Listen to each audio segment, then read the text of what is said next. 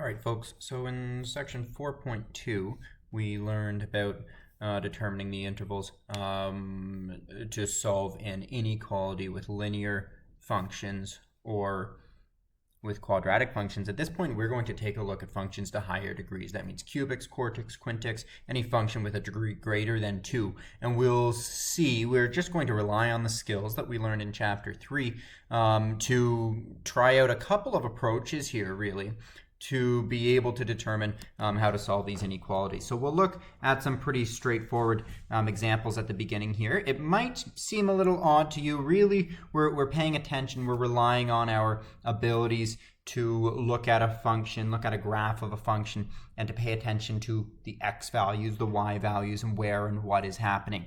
So here we're going to look and we're trying to solve, okay, where is this function that is sketched below? Where is this function greater than 0? That's number 1, where f of x is greater than 0. Well, nice and straightforward. Okay, well, if it's greater than 0, remember, f of x, that's your y coordinates, right? F of x is another fancy way of writing y. Well, the y coordinates, if y is greater than 0, that means it's above our x-axis here. Okay, so I need to try and find where, that's the locations on this function, locations we describe with an x value, where this function, the y value, is greater than 0. So right at the start, I can see, okay, well, my function is going to be greater than 0 over in this region here, and in this region here as well, and off towards infinity.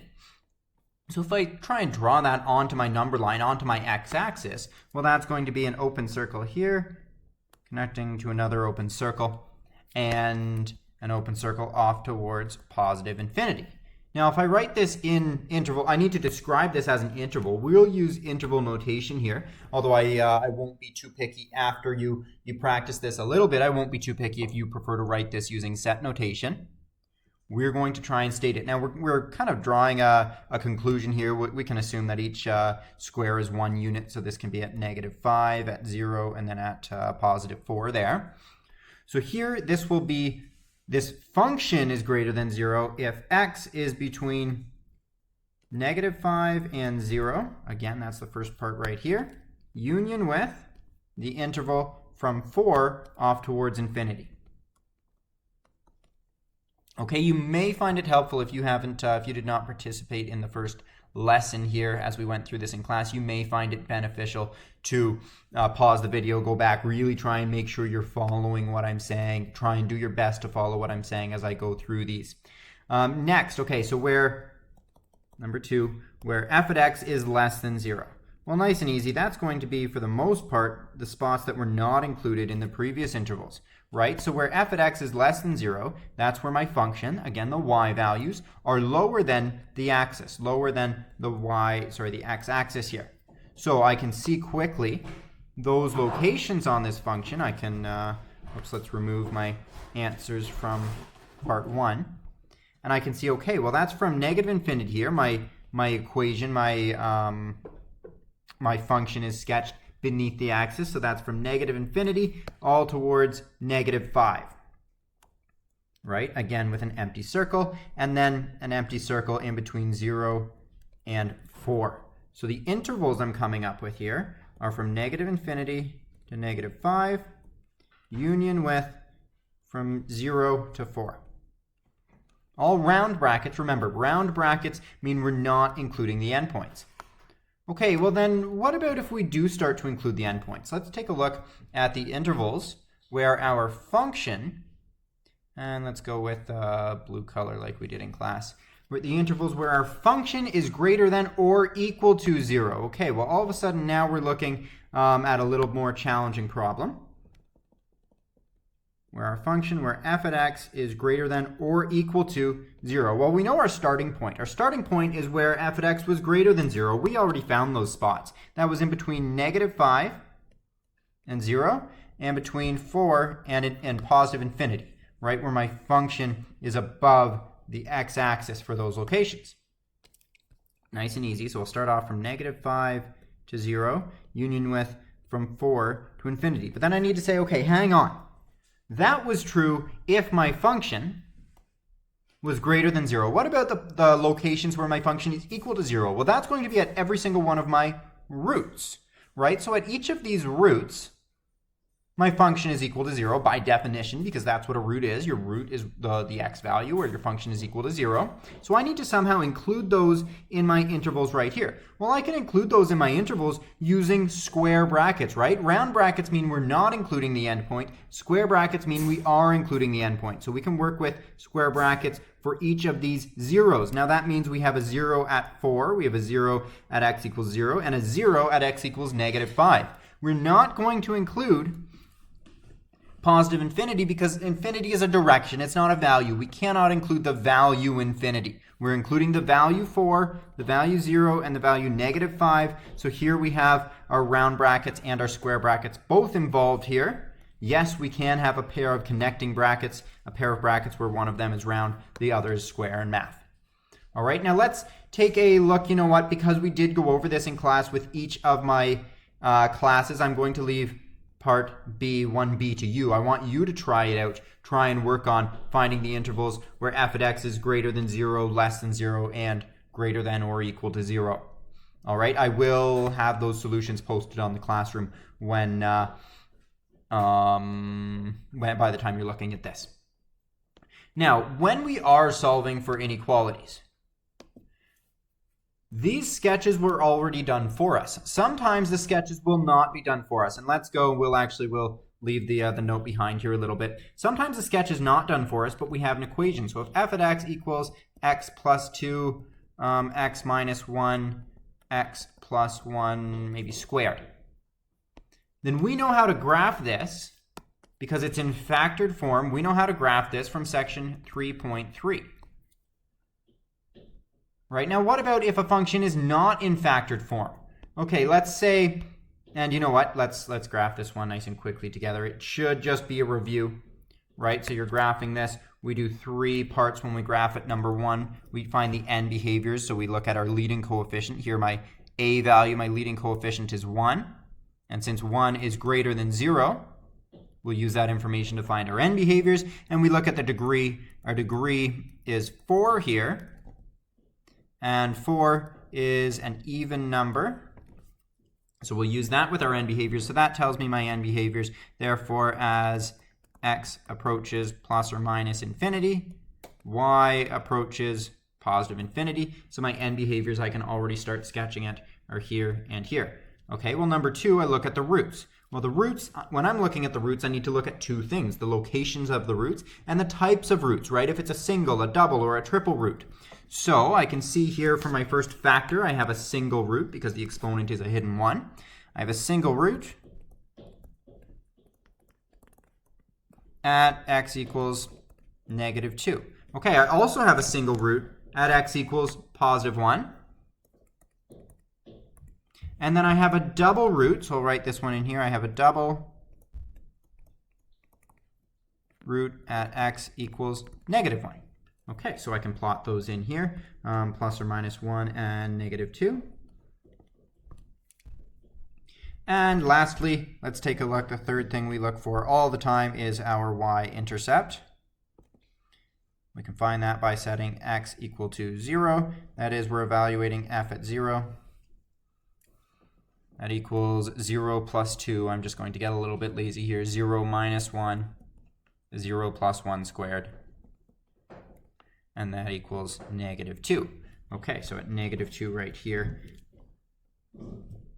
that's my y-intercept. Okay, so I can use these end behaviors. I can start, and I know that I have a single root at x equals negative 2. Good, so if it's a single root, I cross the axis. At x equals negative 1, I have a double root, so I'm not going to cross the axis, but I'm going to act parabolically near the axis. I know that I cross my y-intercept here. That's not necessarily a minimum, but it could be. And then I have a single root over here before going off towards positive infinity. And then I will fill in the rest, because the rest is just guesswork here. I'll fill in the rest with, oops, and let's include this point here. I'll fill in the rest with another color just so you can see where I'm filling in the blanks, right? So here that's going off towards infinity. Here I need a turning point. Again, it does not need to be a minimum or maximum right there, and then we keep going off towards positive infinity. So my sketch might look something like this, but I don't really care about everything that's going on here. If we're solving an inequality, we might be working with this inequality, and it might say, okay, where is this function? Where is this? And I'll erase that f at x because it's not always given there. I might say, okay, where is this function greater than 0? Where is 0 less than this function? Well, 0 is less than this function wherever my function is above the x-axis. Where is my function above the x-axis? Well, that's from negative infinity to negative 2, where it has a root and then it crosses, and then from positive 1 to positive infinity, right? So if I draw those on my x-axis, it looks something like this, right? So we can sketch, we can come up with the sketch ourselves because we have already worked on this in, again, section 3.3. Well, hang on. What if we're not given an equation in factored form? Okay, what if we're working with a problem like practice problem 3a down here? Well, this isn't in factored form, right? So if it's not in factored form, we need to put it in factored form because we only know how to sketch a function if it's in factored form. And in fact, the roots of our function are paramount. They're very important to us if we're trying to determine where our function is greater than 0 or where our function is less than 0, right? They're important over here. They were important over here. We need to know those roots. So let's go, and I apologize for going out of order. So we need to factor this. Now you can get creative with each of the problems on this page. You can get creative and factor them without your factor theorem. That being said, you should be ready to use your factor theorem if you need to factor something. This one here, it looks like it's a grouping problem. I will, you know what, I'll leave it for you to do a little bit. The key here again is to factor it first, and then you should be able to find your roots. Once you can find your roots, you can sketch your work. All right, now, and I know I'm going all over the place a little bit. That seems to be par for the course for these videos. Now, if we're solving any polynomial inequality, the number one thing we want to do are find the roots. Okay, so we find the roots of the corresponding equation, and then we use the roots and the end behaviors to sketch the function. Now, they also talk about in this note using another strategy. We'll go over that in example 2, but we are not familiar with that strategy quite yet. All right, and number 3, we want to write our solution using set notation or interval notation. On a summative assessment, I am not going to care which notation you leave me your answer in. But you do need to be able to interpret either notation because you may be given the information as an interval or from set notation. All right, so we do need to be careful there. Now, what I might encourage you to do is take a moment here, try out example 3a on your own, practice it a little bit, sketch it, try and interpret it. Again, the solutions will be posted to the classroom. And then come back, we'll work on example 2 together with a new strategy. So if you're back here, we're working on number 2, where we're going to take advantage of some properties of polynomial functions, namely how they are continuous functions and how they'll only cross an axis at a root. Okay, so we'll look here, and we could, if we wanted to, we could sketch this function. Okay, but we're going to solve this without sketching this function in particular. And we're going to try and solve this just by looking at what we call them test values. So just by looking at values at certain points in our function. Okay, the first thing we want to do still, even if we're not using, we'll go back to this list here, even if we're not using a sketch, the very first thing we want to do is find the roots of the corresponding equation. So we'll start off and we'll find the roots. How do we find the roots? Well, it's already in factored form for us, so we can set each factor equal to 0. So 3 minus 2x equals 0. We can rearrange, and that means that 2x equals 3, and that means that x equals 3 over 2. Okay, so that's one of our roots. And I'll encourage you here to pause the video, find the other 2 roots on your own, and then come back and compare. Good, so you found your roots here. You should be working with, let's try and clean that up a little bit. You should be working with x equals 1 over 4, x equals 2 over 3, and x equals 3 over 2. Now that we've found those roots, instead of focusing on sketching our function, we want to focus on sketching a number line.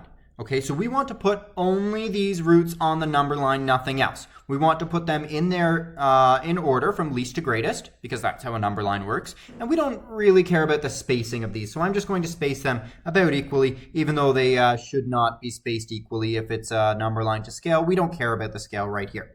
So 1 over 4, 2 over 3, and 3 over 2.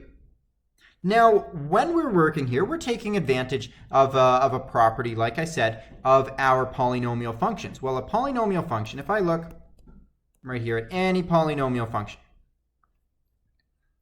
they might have a certain number of roots. Let's give this one 4 roots, 1, 2, 3, and 4. Okay, if my function, if it only has 4 roots, one property of polynomial functions is they have no vertical asymptotes. No vertical asymptotes. And from there, and from others things as well, they are continuous functions. Continuous, meaning there are no discontinuities, meaning there are no breaks. Okay, and that's going to be helpful to us. Now, if we have these 4 roots, that means if I know my end behaviors, so let's say my function goes off towards negative infinity here and positive infinity over there. If I know my end behaviors, if it goes off to negative infinity, whatever this root is, we'll call it A, B, C, and D. Nice and easy. All right, so if my function has this end behavior over here, and it has, and its root that is the most left on this axis is at A, then from negative infinity to A, my entire function must be less than 0, right? Because my function is drawn over here. My function cannot cross the axis. If it did, I would have a root there. It cannot cross the axis with a break because a polynomial function doesn't have a break. Okay, whereas sometimes you could have, let's say you had a vertical asymptote. This is we don't in this case, but let's say we had a vertical asymptote like this, and we could cross the axis without a root. But polynomial functions don't have vertical asymptotes, so we can just scrap that idea right at the start. So we know our polynomial function will be less than 0 if x is in between negative infinity and a. And then let's say if it's a single root. Okay, well if it's a single root here at a, then my polynomial function will cross. And if my polynomial function has any point in between a and b, any point in between a and b, where the function is greater than 0, then all of the points must be greater than 0 in this region. All of the points must be greater than 0 in this region because there are no other roots in this region, right? If there's one point right here, it is not able to cross this axis. If it did cross the axis, there would be a root there. But there's not a root there. There are only 4 roots, a, b, c, and d. So our function, if it has one point up here at all, then it is going to be able to, then all of the points, let's say from a to b, will be greater than 0. Okay, well, what if between b and c, there's also another point greater than 0? How could that even happen because I have a root here? Well, I could have a root that behaves parabolically, right? I could have a double root here where it touches but does not cross the axis. Again, if there is even one point, even any single test value, any point that is above the x-axis in between b and c, then all of the points must be above the axis between b and c. Again, we can take a test value down here and say a test value up there. So we can solve this. We don't even need to learn the end behaviors to start us off. We just need to take any test value in between negative infinity and a. So what we're looking for are these intervals from negative infinity to a to b, b to c, c to d, and d to positive infinity. Well, luckily we found those intervals because we have found all of our roots of the function in our example 2a. So we have these 3 roots, and that gives us 4 intervals, right? So our first interval is from negative infinity to 1 over 4. All right, our second interval is from 1 over 4 to 2 over 3. Our third interval from 2 over 3 to 3 over 2. And our last interval from 3 over 2 to positive infinity. All I need to care about is I need to pick any value, absolutely any value in between negative infinity and 1 over 4. And I can take that value, let's say I choose the value 0. So I'll write in here my, oops, I should have a blue pen, there we are. We'll write in our test value. So we're choosing, again, we're choosing absolutely any value in this interval. It has to be greater than negative infinity, that's easy. And it needs to be less than 1 over 4. So I'm just going to choose x equals 0. You could have chosen x equals negative 1 or negative 2 or negative 3 or negative 375. Anything that's in between that is in this interval you can choose. You may as well choose something that's relatively simple. And then I can evaluate my function f at 0. I can evaluate this function at this test value. So f at 0, I have my function up here, equals 4x minus 1. So that's 4 times 0 minus 1. 2 minus 3 times 0. And 3 minus 2 times 0. Well, that's easy. That's 4 times 0. That's negative 1. 2 minus 0, that's times 2. 3 minus 0, that's times 3. I do not care what this equals. I could see right now you could do that in your head. That's fine. I don't care the actual value. All I care about is if it is positive or negative. In this case, it's negative, right? It's a negative number times a positive number times a positive number. That's what I care about. In fact, I did not even need to know I was working with negative 1, positive 2, and positive 3. All I care about is that my first value, if I evaluate 4 times 0 minus 1, that's a negative number. 2 minus 3 times 0, that's a positive number. And the last factor is positive. So if I evaluate each of these factors at this test value, I'm working with a negative number times a positive number times a positive number. That equals a negative number. You'll notice I quickly left all of the actual values behind. All I care about is if these factors are positive or negative. Since there is 1 point, and that means that f at 0 is negative. That means it's less than 0. If there's any point in this interval less than 0, the entire interval is less than 0. Okay, the entire interval is less than 0. We'll keep on going forward. We'll try it out. I want you to try and find a test value in between 1 over 4 and 2 over 3. I would choose, let's say, my test value 1 over 2. I'm trying to think of a simple number that's in between those two fractions. All right, so if I choose 1 over 2, then I can substitute 1 over 2 into each of my factors. Okay, so if I substitute 1 over 2 in here, then I'm working with 4 times 1 over 2. Okay, well, that's 2. Minus 1. Okay, well, minus 1, that's 2 minus 1. That's a positive value. So f at 1 over 2 is a positive value. And then again, I substitute in my test value into this next factor. 2 minus 3 times a half. So that's 2 minus 1.5. Well, that's going to give me another positive value. Next, I'm going to be working with another positive value. Positive number times a positive number times a positive number equals positive. So that means that my entire function in between 1/4 and 2/3, my absolutely entire function right in here is positive. Okay, and I want you to keep on going forward. I want you to try it out. Try thinking of a test value in between 2/3 and 3 over 2. I choose x equals 1, nice and easy. And then I try to evaluate, okay, f at 1. Okay, f at 1, well, I'm evaluating 4 times 1 minus 1. That's a positive value. Again, I just care if they're positive or negative. I do not care what the values are. 2 minus 3x, that's going to be, a negative value. And 3 minus 2x, that's going to be a positive value. Positive times a negative, a negative value. Okay, so that means all of my points on the function in between 2 over 3 and 3 over 2, every single point on the function is going to be less than 0.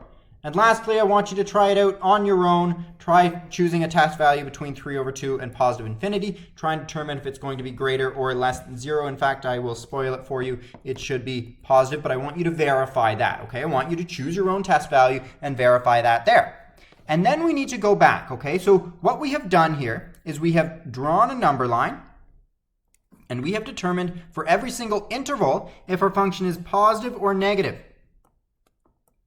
And we need to interpret that, okay? So we know that our question is asking us, if we go right back to the beginning, our question is asking us, okay, where is this function greater than 0? Well, it's greater than 0 wherever my intervals are positive. So that means that this interval right here, it's greater than 0 because it's positive. This interval right here, it's greater than 0 because it's positive. So my final answer is where x, and I'll write this using a little bit more creative interval notation, where x is an element from 1 over 4 to 2 over 3, union with from 3 over 2 to positive infinity. Okay, and then I want you to think about what would our answers have looked like if we were asking ourselves, where is this function less than 0? What would our answer have looked like if we were asking ourselves, what if this function is less than or equal to 0? I'll post the answers for those on the classroom as well. All right, looking forward, what I do encourage you to use, you may look at this approach with the number line. You may look at this and say, okay, Mr. Posatka, this is too confusing. I'm not that comfortable with it, and I am more comfortable just sketching a polynomial, right? This is a factored form. It's a polynomial in factored form. It's nice and straightforward to sketch this. And you're right, and that's great. And if you're on a summative, I'm not going to care what approach you use. That being said, we are going to use an approach in the future, in this course, and in other courses. You are going to use a similar approach to your number line here. So I want you to get ready for it. What I encourage you to do is try out 3b and maybe 3c as well. At least 2 more problems using this number line approach. You might want to go back and rewatch that part of the video again. Using this number line approach, try out 2 more problems with it so that you know you have learned that strategy before you choose not to use it. Okay, there's some wisdom in there. There's some wisdom in learning a strategy before choosing whether or not you think it's for you. So try that out from there on forward. Let me see here. What I encourage you to do is try out, bear with me here for a moment, is try to finish this, this worksheet on your own. You should be able to do 3A, 3B, 3C, and 3D on your own. Again, you can factor those using grade 10 strategies. If you want to, if you give up on your grade 10 factoring strategies, you can certainly go into using your factor theorem.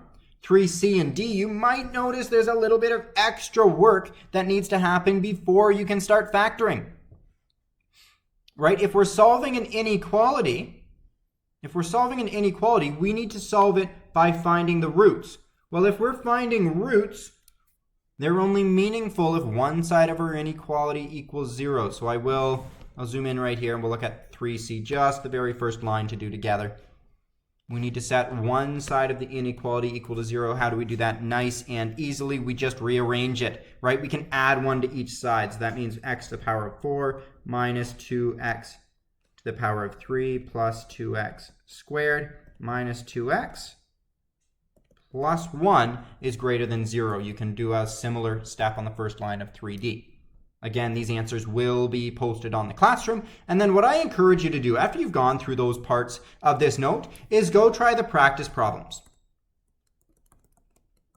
After you have tried some of, at least the basic practice problems, then come back and see if you can work on 4 and 5. These are more challenging problems, but you should be able to handle that.